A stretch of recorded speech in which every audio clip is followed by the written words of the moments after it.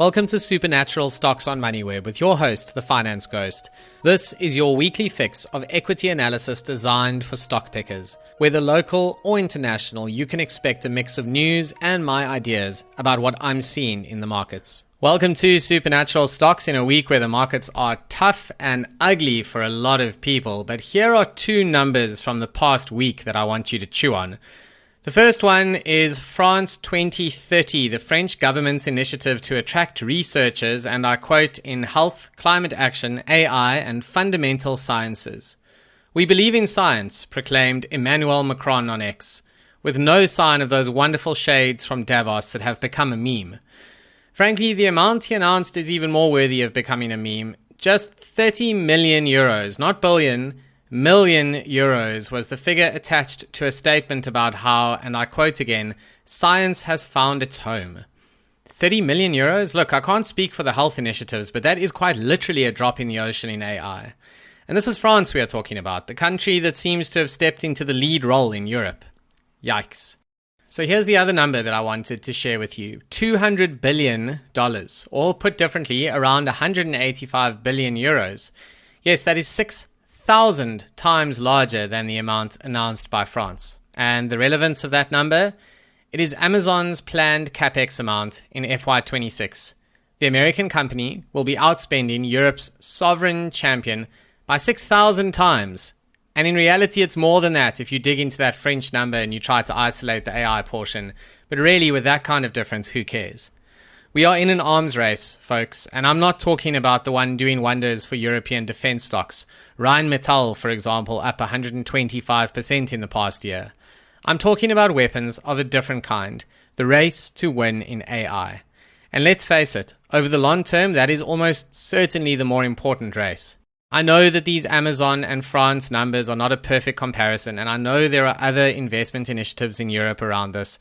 But there are also many other companies in the US spending on cloud and AI, so the fact remains here that Europe is just messing around on the fringes of this technology, no matter how cool those sunglasses are. America is clearly winning this race. Europe is barely even out the starting blocks here, with ASML as the only major company in Europe that is actually winning in AI. But is this an AI arms race that investors are actually cheering for or booing? You see, most races tend to only have one winner. And when you see a period of rapid change in an industry, it is usually accompanied by so much noise and disruption that investors are bleeding across the board. Normally, this happens in industries where the players are still being incubated with venture capital money. The cash losses happen in private, with the focus being on key revenue milestones rather than profits. Valuations reflect the risk in the journey, and those who are participating have sized their positions accordingly and usually built up a basket of stocks in the hope that a couple of them will be big winners and the rest may well go to zero. But in this case, the AI build-out is happening in public, warts and all. Investors who bought into stories like Microsoft for the wide moat software business are watching their margins get diluted by the growth and investment in the intelligent cloud segment. This inevitably impacts valuation multiples, at least in the near term, until winners are established. Microsoft has survived major transitions before, but not without investors having to stomach volatility along the way. Whenever I've talked about Microsoft, I've noted that it would be my one stock if I was forced to pick just one. My view on that hasn't changed, even if their ability to thrive in the AI era is anything but a foregone conclusion. There are clearly reasons to be worried, and I'm not buying the current dip in the stock. I've chosen a different sell-off to get behind, but more on that later. If we look at Amazon and that wild capex announcement, the market sent a strong negative message with an 11% drop in the share price in after-hours trading. This puts Amazon at a level nearly 24% lower than the 52-week high, trading back at July 2024 levels. This is not to say that the market is terrified of every AI story.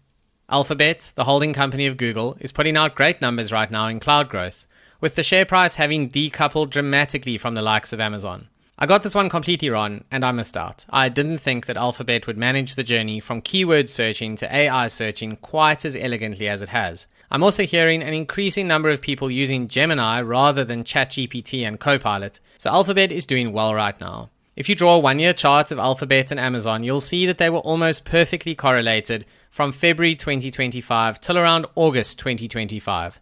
And then things went a little bit crazy, with Amazon heading sideways and Alphabet taking a rocket to the moon. Before this latest after-hours drop, Amazon was down 7% over 12 months, and Alphabet was up 71%. When you consider the amount of attention and equity research that these stocks attract, it is incredible that you can still see moves like these over such a short period of time. As I mentioned earlier, the one that does sting right now is Microsoft. It was doing incredibly well until the past few months, but the company is now down 5% over the past year. The market is not enjoying Microsoft's transition from a great cloud software business with recurring income to an infrastructure play with immense capex, lumpy income, and deteriorating margins. The situation in AI reminds me of the early days of streaming, where capex was flying out the door and it was not clear what the steady state economics would look like or even who the big winner would be. And incredibly, Netflix in its current form reminds me of Microsoft a couple of years ago, with a dependable business that now generates cash and offers strong growth. For this reason, the dip that I've bought in the past week is not Microsoft or Amazon. No, I've bought Netflix, marking my entry into the stock for the first time. You see, an angry market creates opportunities. Netflix is down 20% in the past year. The stock is trading at its 52-week lows and in line with important support levels from 2024. If it breaks lower, then it's quite likely that there's another 10% to 15% of pain to come. And if that happens, you can be sure that I will be buying more. What gives me this confidence? Well, if you look at Netflix's business, they are in the best shape they've ever been in.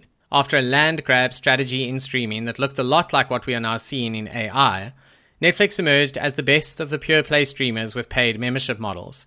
Yes, there are still big fish in the water in the form of Apple and Amazon and their offerings, but you can't invest in those streaming businesses directly. You have to buy the entire group. Netflix's distribution means that they are attracting top talent to their in-house content projects. Stranger Things, Frankenstein, you know the drill. I was very nervous of their content strategy a few years ago and just how much it costs, but they've proven me wrong. There is another competitor that is worth paying serious attention to though, even if the business model has important differences. YouTube is going from strength to strength, with the Alphabet-owned platform doing an incredible job of turning amateur community content into a goldmine. At this stage, I think Netflix is lucky that Alphabet would rather spend billions on cloud infrastructure instead of content production. Having said that, the community feel of YouTube makes it a unique business, so perhaps Alphabet won't deviate from that. This would give Netflix space to build the best global streaming business that focuses on professional content. I would argue that they've done that already, so why is the Netflix share price down? And why is it down so much? The market just doesn't like the deal to acquire Warner Brothers and HBO out of Warner Brothers Discovery. The equity value of that all-cash deal is around $72 billion. Netflix has shared 35% of its market cap, more or less, since the deal rumors started last year, or over $180 billion in market cap, gone. Is the deal a foregone conclusion? No, not by a long shot. Although President Trump has said that he won't get involved here, Netflix is still up against Paramount Skydance, backed by the Ellison family of Oracle fame. And even more than that, Netflix is up against the regulatory hurdle of the highest order in the US, as this deal would give Netflix a commanding, vertically integrated position in the market. If the deal fails, then I'm betting that the share price regains much of its lost ground. After all, it lost more than twice the value of the deal, so that seems like a bit of a safe bet.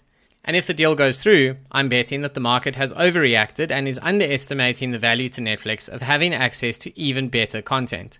They already have incredible distribution power, so more content, in my mind, can only make it better. I don't think that the volatility is over in these tech names. Not at all, in fact. But if there's one thing we do know from finance theory, it's that risk is what creates the opportunity for reward. And I'm happy to finally have Netflix in my portfolio at a price that I wouldn't describe as a bargain, but is certainly a lot more palatable than anything we've seen recently. There's no such thing as an opportunity without risk, and these are merely my opinions on the stocks covered herein. Make sure that you do your own research, form your own views on the market when doing anything in your portfolio. Nothing in supernatural stocks should be taken as advice.